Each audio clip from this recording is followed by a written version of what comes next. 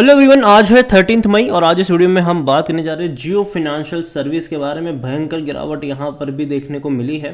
हालांकि शुरुआती दौर में एक बहुत बड़ी गिरावट थी, 336 रुपये पर शेयर गया था। अभी थोड़ी सी रिकवरी लौटती हुई नजर आई है और बाजार में भी कुछ ऐसा ही है। अगर आप देखो तो शुरुआती दौर में आज सेंसेक्स भैया गंदे तरीके से गिरा था, लेकिन अब धीरे धीरे रिकवरी की तरफ भी जाता हुआ नजर आ रहा है। लेकिन इस वीडियो में स्पेसिफिकली हम बात करेंगे जियो फाइनेंशियल सर्विस के बारे में कि भैया मौके दे भी रहा है कि नहीं, क्योंकि लगातार ये गिर रहा है।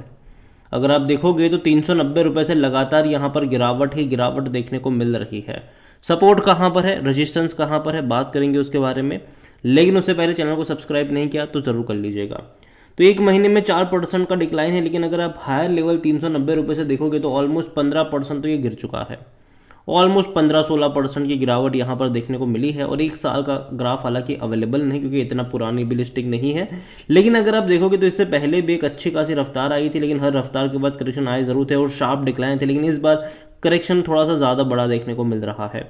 इससे पहले अगर हम देखें तो कहीं ना कहीं एक सपोर्ट जोन जो है वो तकरीबन 330 रुपये के आसपास नज़र आ रहा है, इनिशियल सपोर्ट जोन।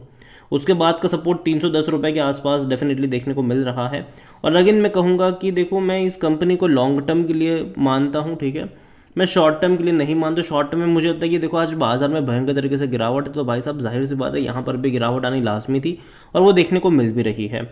और देखा जाए तो ये अब तक की सबसे बड़ी गिरावट है। हालांकि पहले के मुकाबले ये दूसरी सबसे बड़ी गिरावट मैं कहूँगा, क्योंकि जब 255 पे जाने के बाद 208 रुपये पर भी 202 रुपये पर आता है इंट्राडे में, लेकिन उसके बाद तेज़ी दिखाई थी इसने। इस बार दोबारा यहाँ पर 390 पर जाने के बाद एक गिरावट यहाँ पर देखने को ज़रूर मिल रही है। और मुझे लगता है कि एटलीस्ट 300 रुपये के आसपास, 310 रुपये के आसपास सपोर्ट मिलना चाहिए। अगेन अगर आप चैनल को रेगुलर फॉलो करते हैं, मैं पहले भी बोल चुका हूँ कि मुझे लगता है कि 320 रुपये से लेकर 340 का लेवल मुझे अच्छा लगता है। मैं अभी भी अपनी उसी स्टेटमेंट पर कायम हूँ। लेकिन मैंने ये भी कहा है कि आपका जो अप्रोच है वो ऐसा नहीं होना चाहिए कि आप किसी भी एक लेवल पे बहुत सारे शेयर्स खरीद के बैठ जाओ, फिर बोलो कि यार ये गिर गया अब मैं क्या करूँ। तो अगेन बाय ऑन डिप्स का अप्रोच होना चाहिए। किसी एक लेवल पे बहुत सारे शेयर्स खरीद के मत बैठ जाना, और हर 10% के डिक्लाइन पे ऐड करने का अप्रोच होना चाहिए, ना कि 2-3 रुपये गिरे और आप एवरेज करने लग जाओ। यहाँ पर कम से कम 10% का डिक्लाइन हो तब जाकर एवरेज करने के मौके ढूंढने चाहिए। कंपनी की तरफ अगर हम बात करें तो लगातार गिरावट आ ज़रूर रही, लेकिन जैसे कि मैंने कहा 300 से 330 रुपये का लेवल मुझे लगता है कि एक सपोर्ट, एक बेस वहाँ पर बनना चाहिए। और अभी जो डिक्लाइन है वो टेम्पररी लगता है मुझे, क्योंकि इससे पहले भी जब इस तरीके फॉल आए थे बाजार ने डरा बहुत था, लेकिन तेज़ी देखने को मिली। और अभी भी इलेक्शन के चलते एक डर का माहौल कह सकते हैं कि बना ज़रूर है। लेकिन अगर आप देखो तो पिछले साल का जो पिछली बार का जब लोकसभा इलेक्शन हुआ था, तब भी ऐसा हुआ था कि गिरावट देखने को मिली थी इलेक्शन के दौरानों में। लेकिन छठे चरण के जो रिजल्ट, छठे चरण के वोटिंग के दौरान से जब तेज़ी आई थी वो एंड तक चली थी। तो इस बार भी मैं कुछ ऐसा ही एक्सपेक्ट कर रहा हूँ कि अभी कुछ दिनों की गिरावट है, लेकिन कुछ टाइम बाद आपको तेज़ी भी देखने को मिलेगी पूरे बाजार की मैं यहाँ पर बात करूँ। लेकिन सबसे ज़्यादा पिटाई कहीं पर हो रही है तो भाई साहब मिड कैप और स्मॉल कैप की अलग से धुलाई हो रही है। यहाँ पर जियो को लेकर देखा जाए तो वॉल्यूम्स तो आएंगे ही, 1 करोड़ से भी ज़्यादा के शेयर ट्रेड होते नजर आए और बड़ी क्वांटिटी में ट्रेडिंग भी चल रही है। इसका जो हाई था वो 395 का था, इंट्राडे का लो था वो 202 रुपये का था इंट्राडे का। मार्केट कैप इसका 2,15,000 करोड़ के आसपास का देखने को मिल रहा है। कंपनी के बारे में अगर हम देखें तो according to Moneycontrol user 100% लोग कह रहे हैं खरीदारी करो, बेचने की बात यहाँ पर कोई भी नहीं कर, खरीदने की बात कोई नहीं कर रहा है। हर कोई कह रहा है बेच के निकल जाओ, यहाँ पर खरीदने की बात कोई नहीं कर रहा है, और सबका यहाँ पर सेल कॉल यहाँ पर जनरेट है।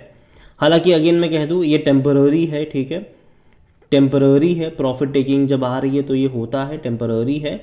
लेकिन लॉन्ग टर्म के लिहाज से मुझे लगता है कि कंपनी बुरी तो नहीं है।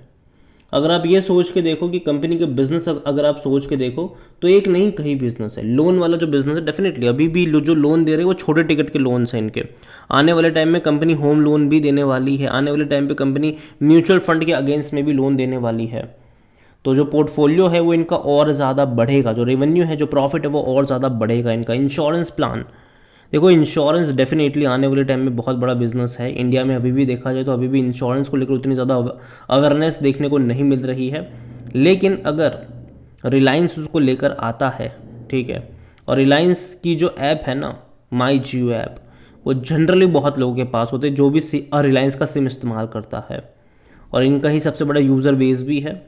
तो कहीं ना कहीं अगर वो लोगों के मोबाइल में इंस्टॉल होना शुरू हो जाएगी तो लोग अपनी जो इंश्योरेंस है, चाहे बाइक हो गया, कार हो गया, हेल्थ इंश्योरेंस हो गया, वो धीरे धीरे वहीं से ऑप्ट करना शुरू करेंगे। इवन रिलायंस की खुद की वर्कफोर्स इतनी ज़्यादा है कि वो भी अगर कन्वर्ट हो जाए तो वो भी वैसे बहुत बड़ा रेवेन्यू कह सकते हैं कि निकल सकता है इनका।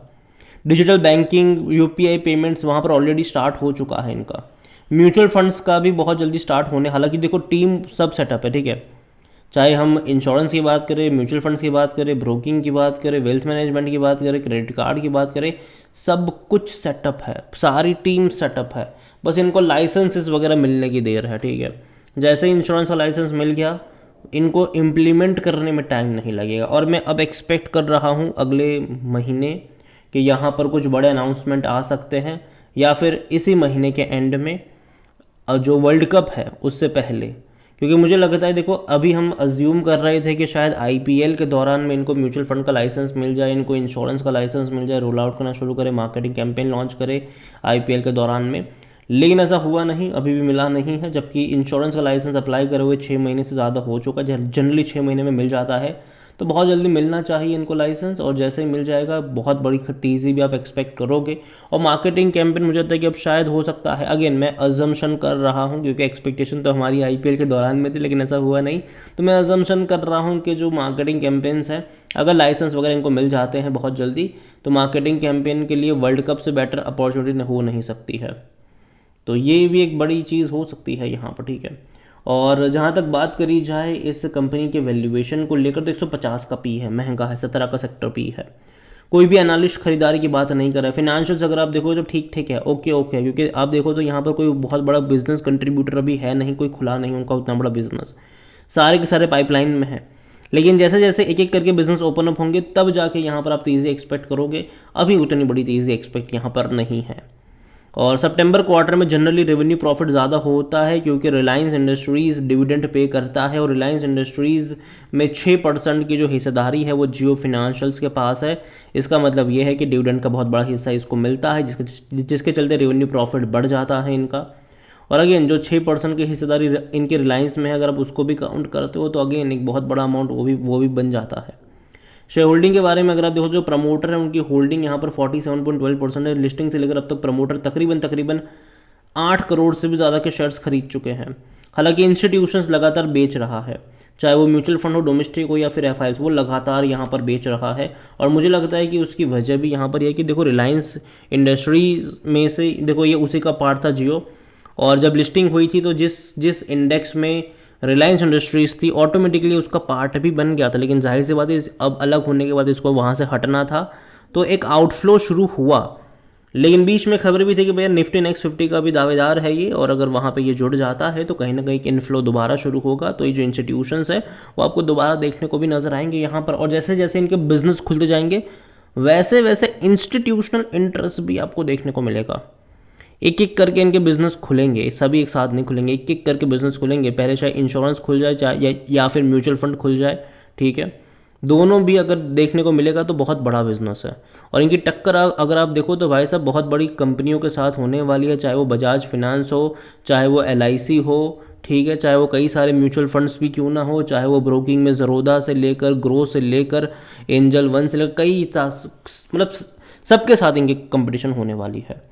तो नज़र रखिए इस कंपनी के ऊपर। और देखो मैं ये नहीं कह रहा हूँ कि यहाँ पे बॉटम बन चुका है, ठीक है, लेकिन अब यहाँ से बॉटम बनना चाहिए।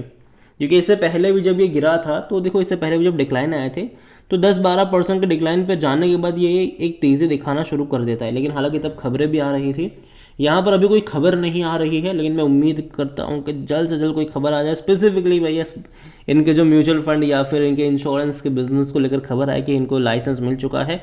और अगर ऐसी खबर आ जाती है तो सीधा यहाँ से पूरा का पूरा खेल पलट जाएगा। और देखो अभी तो पूरे बाजार में ही गिरावट है, तो यहाँ पर भी गिरावट आपको देखने को मिल ही रही है, लेकिन मुझे लगता है बहुत जल्दी यहाँ पर सपोर्ट मिलना चाहिए किसी एक लेवल पर, और तेज़ी की तरफ ये जाना चाहिए। अगेन मैं कहूँगा कि मेरा पर्सनल ओपिनियन है, और हाँ कोई रिकमेंडेशन नहीं है। और आपका जो अप्रोच है भाई साहब वो बाय ऑन डिप्स का होना चाहिए। किसी एक लेवल पे बहुत सारे शेयर्स मत खरीदना, क्योंकि बॉटम कहाँ बनेगा ये कोई नहीं जानता। हम यहाँ पर अजम्पशंस कर सकते हैं, ठीक है, और श्योर कोई नहीं बोलता यहाँ पर। तो अगेन मैं कहूँगा कि नज़र रखिए इस कंपनी के ऊपर, और जो आपका अप्रोच है वो लॉन्ग टर्म का होना चाहिए, ठीक है। वीडियो को यहीं पे एंड करता हूँ। पसंद आया हो तो लाइक करें, शेयर करें, चैनल वगैरह पहली बार है तो प्लीज़ सब्सक्राइब करें। और जियो फिनेंशियल सर्विस के बारे में आप क्या सोचते हैं वो भी आप मुझे कमेंट में लिख के बता सकते हैं। Thank you.